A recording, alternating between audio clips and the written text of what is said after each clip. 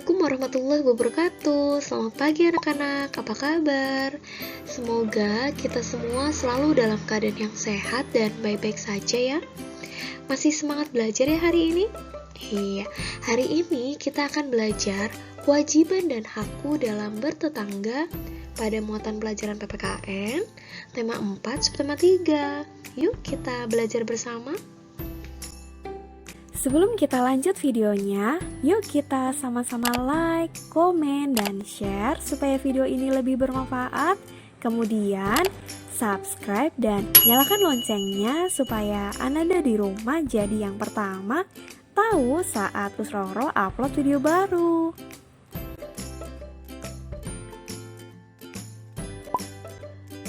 Tujuan pembelajaran hari ini adalah yang pertama, siswa dapat menuliskan kewajiban dan hak dalam hidup bertetangga dengan tepat.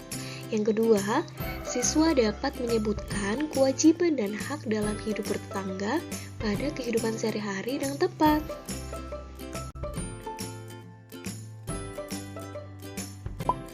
Apakah anak-anak mengetahui arti dari tetangga? Ya, tetangga adalah orang yang tinggal di dekat rumah kita.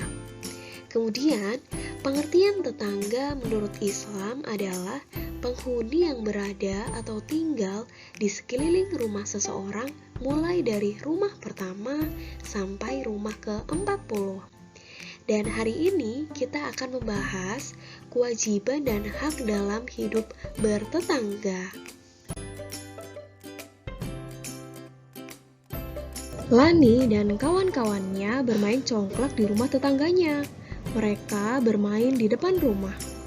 Nah, anak-anak, apakah anak-anak tahu kewajiban yang harus dilakukan berkaitan dengan bermain? Apa sajakah itu?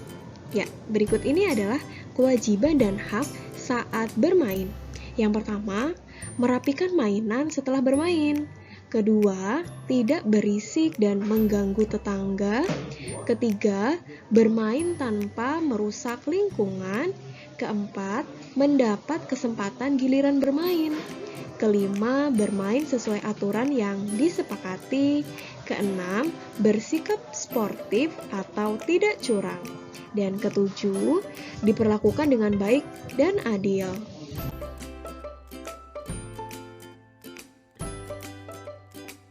Nah, sekarang anak-anak simaklah kalimat-kalimat berikut, kemudian tulislah huruf W jika itu kewajiban dan huruf H jika itu hak. Yuk kita mulai dari nomor 1, mendapat bantuan. Apakah ini hak atau kewajiban? Mendapat, kalau mendapat itu adalah hak ya. Kemudian nomor 2, mengikuti aturan. Iya, ini kewajiban ya. Kemudian nomor 3, antri menunggu giliran. Iya, betul sekali. Ini adalah kewajiban. Nomor 4, mendapat kesempatan bermain. Mendapat, itu berarti hak. Kemudian nomor 5, merapikan alat main. Nah, ini kewajiban ya. Kemudian nomor 6, berbicara perlahan ya supaya tidak mengganggu orang lain. Ini kewajiban. Dan nomor 7, berbagi. Kalau berbagi itu kewajiban. Nomor 8, diperlakukan adil. Nah, ini hak ya. Kemudian nomor 9, menerima kekalahan. Ini kewajiban. Nomor 10 yang terakhir, menghargai teman bermain. Ini juga kewajiban. Sekarang, anak-anak perhatikan lingkungan rumah Siti dan Lani berikut ini. Bagaimana lingkungan rumahnya? Apakah bersih atau kotor? Iya, sangat bersih ya. Dan kewajiban serta hak apa yang harus kita lakukan untuk mendapatkan lingkungan yang bersih seperti ini? Ini dia. Yuk kita baca bersama.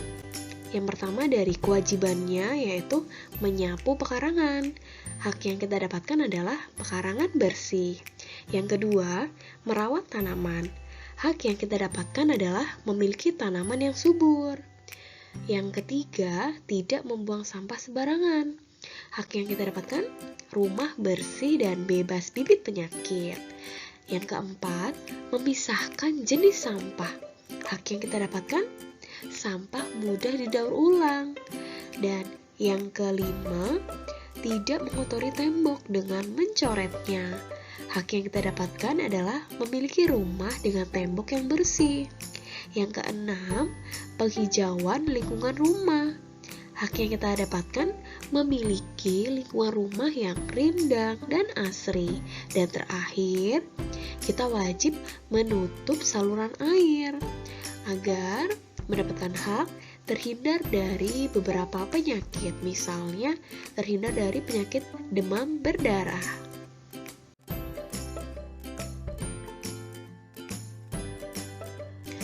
Kemudian, apakah anak-anak di rumah memiliki hewan peliharaan seperti gambar di samping? Iya, setiap orang wajib menjaga kenyamanan lingkungan. Apabila kita memiliki hewan peliharaan, ada kewajiban yang harus dilakukan, yaitu yang pertama, jangan membiarkan hewan peliharaan berkeliaran bebas di lingkungan. Kedua, memberi makan dan minum yang cukup dengan teratur. Ketiga, menyediakan kandang untuk tempat hewan peliharaan. Keempat, membersihkan hewan peliharaan dan kandangnya secara teratur. Hewan peliharaan yang dijaga dengan baik membuat lingkungan menjadi nyaman.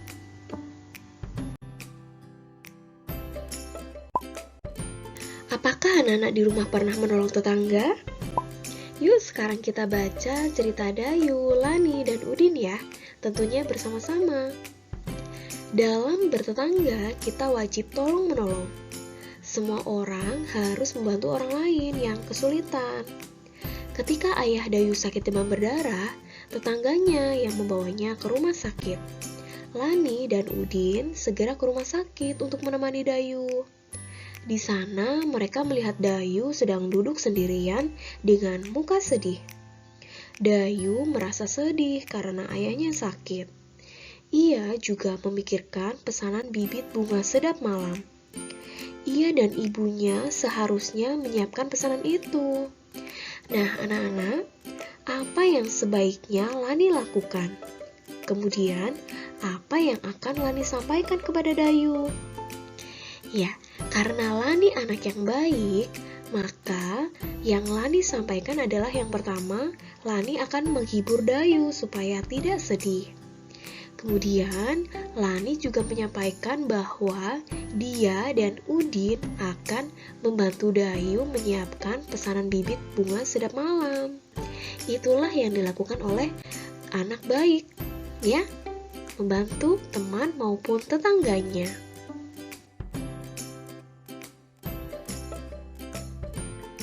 Berdasarkan materi yang sudah kita bahas, berikut ini adalah contoh kewajiban dalam bertetangga. Yang pertama, menjaga kebersihan, kedamaian, dan keamanan lingkungan. Kedua, bersikap dan berkata sopan kepada semua tetangga. Ketiga, meminta izin ketika masuk ke rumah tetangga. Keempat, menjaga kerukunan antar tetangga. Kelima, menghormati dan menghargai semua tetangga. Keenam, mengawasi hewan peliharaan agar tidak mengganggu. Ketujuh, menolong tetangga yang kesusahan. Kedelapan, mendengarkan dan menghargai pendapat tetangga. Kesembilan, bertegur sapa dengan tetangga. Kesepuluh, menghadiri undangan musyawarah.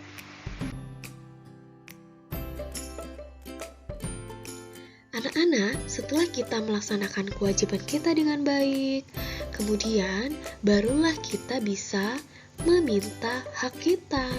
Nah, berikut ini adalah contoh hak dalam bertetangga. Yang pertama, merasakan lingkungan yang bersih, damai, dan aman. Kedua, diperlakukan dan mendengarkan kata-kata yang sopan. Ketiga, memberi izin tetangga yang ingin berkunjung. Keempat, menikmati lingkungan yang rukun. Kelima, dihargai dan dihormati tetangga. Keenam, tidak terganggu dengan hewan peliharaan tetangga. Ketujuh, mendapat pertolongan ketika kesusahan. Kedelapan, menyampaikan saran dan masukan kepada tetangga.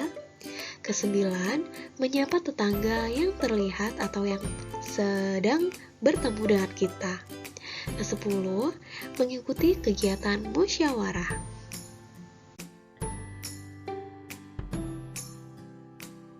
Nah, anak-anak, kewajiban dan hak dalam hidup bertetangga haruslah dipenuhi secara seimbang. Sebab hanya dengan jalan tersebutlah kerukunan dalam bertetangga bisa diraih. Apabila seseorang hanya menuntut hak tanpa memenuhi kewajibannya dalam hidup bertetangga, maka sudah pasti kehidupannya akan dipenuhi dengan konflik dan permusuhan. Jadi anak-anak, kita harus seimbang ya dalam kewajiban dan hak dalam hidup bertetangga. Baik, itulah tadi pembelajaran kita pada pagi hari ini. Terima kasih untuk Ananda yang menyaksikan video ini sampai selesai dan semoga bermanfaat.